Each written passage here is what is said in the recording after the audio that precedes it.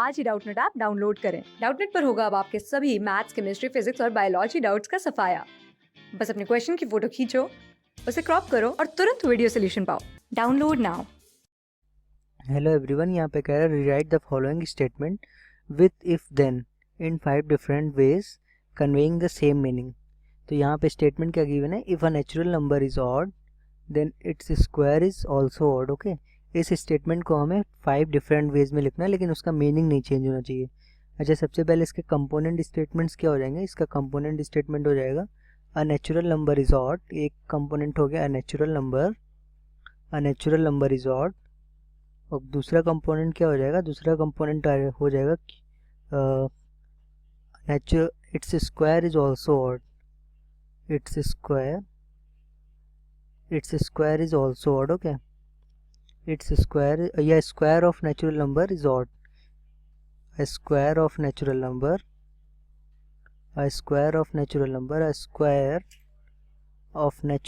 is odd, natural number is odd। Okay, natural number is odd, ये दूसरा वे हो गया, मतलब दूसरा कंपोनेंट हो गया। ओके, अब हमें इफ देन इम्प्लीफिकेशन से इफ देन, ये विद इफ देन स्टेटमेंट है, इसको 5 डिफरेंट वेज में लिखना है, लेकिन इसका मीनिंग नहीं चेंज होना चाहिए।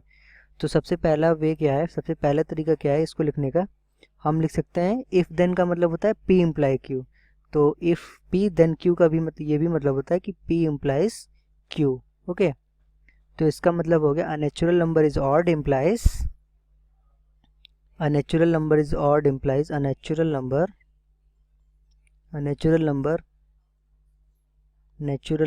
odd implies natural number is odd implies its square is odd। Okay, ये p इम्प्लाई q हो गया, ये एक वे हो गया इस स्टेटमेंट को लिखने का। दूसरा तरीका क्या है, दूसरा तरीका है इसको लिख सकते हैं P is sufficient condition for Q। if P then Q का ये भी मतलब होता है कि P is sufficient condition for Q।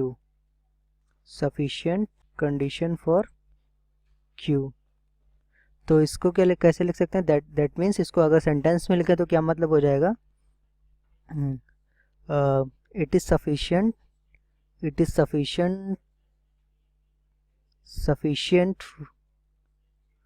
for square, it is sufficient to conclude that that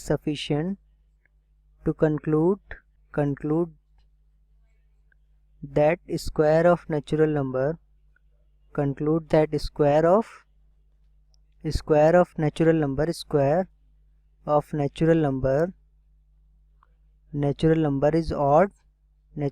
is odd, knowing that natural number is odd। Okay, natural number is odd, तो ये दूसरा तरीका हो गया, natural number is odd। और if then q का मतलब ये भी होता है, कि q is necessary condition for p। सो अगला क्या हो गया, अगला तरीका हो जाएगा q is necessary condition for p। So Q is necessary condition for P। Okay, ये अगला तरीका हो गया, necessary condition for P। if then P का ये भी मतलब हो गया, if then Q जो है इसके भी इक्विवेलेंट होता है, Q is necessary condition for P। सो इसको कैसे लिखेंगे, इसको लिखेंगे when a natural number is odd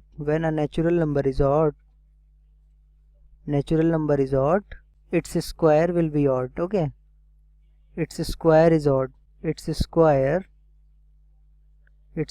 is odd। Okay, ये दूसरा तरीका हो गया, ये तीसरा तरीका हो गया।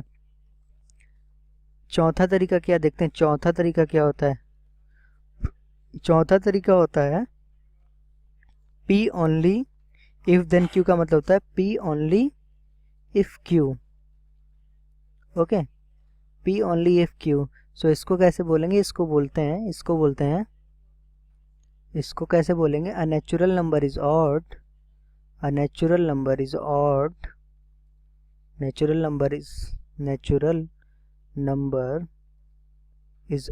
only if its square is odd। Okay, only if its square is odd. A natural number is odd only if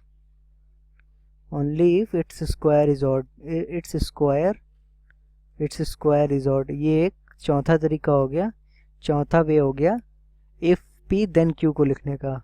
and next and last क्या होता है? नेक्स्ट एंड लास्ट होता है कि हम इस if then p जो है, if then p अपने कंट्रा पॉजिटिव के इक्विवेलेंट होता है, अपने कंट्रा पॉजिटिव के इक्विवेलेंट होता है.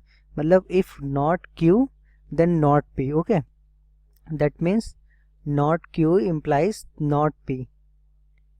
ओके, सो इसको कैसे लिखेंगे? इसको लिखेंगे if a square of natural number is not odd, square of natural number is not odd, then natural number is not odd, then natural number is not odd. Okay, natural number is not odd. सो ये हो गए 5 तरीके, 5 ways to write the if then P statement को लिखने के. तो हमने if a natural number is odd then its square is also odd, इसको मैंने 5 तरीके से लिखा हम लोगों ने. सो लेकिन सारे पांचों का मतलब अगर हम ऑब्जर्व करेंगे, अच्छा पहले से स्टेटमेंट को ऑब्जर्व करेंगे, पहला तो ठीक है, पहला तो बिल्कुल इक्विवेलेंट है. If a natural number is odd then its square is odd, ये तो सेम हो गया बिल्कुल. दूसरा क्या कह रहा है? P is sufficient condition for Q. It is sufficient, यहाँ पे sufficient, it is sufficient to conclude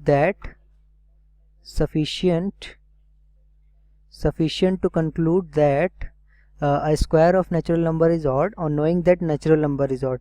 अगर नेचुरल नंबर ऑड है तो ये कंक्लूड करना सफिशिएंट है कि उसका स्क्वायर भी ऑड होगा. Okay, then q is necessary condition for p. अगर p when a natural number is odd then इसका स्क्वायर ऑड होगा. p only if q, a natural number is odd only if इसका square, अगर natural number odd होगा only if उसका square odd होगा. फिर मैंने कंट्रा पॉजिटिव लिखा है, if square of a natural number is not odd then natural number is not. Class 6 से 12 से लेके नीट, IIT, JEE मेंस और एडवांस के लेवल तक 10 मिलियन से ज्यादा स्टूडेंट्स का भरोसा. आज ही डाउनलोड करें डाउटनेट ऐप या व्हाट्सएप कीजिए अपने डाउट्स 8400 400 400 पर.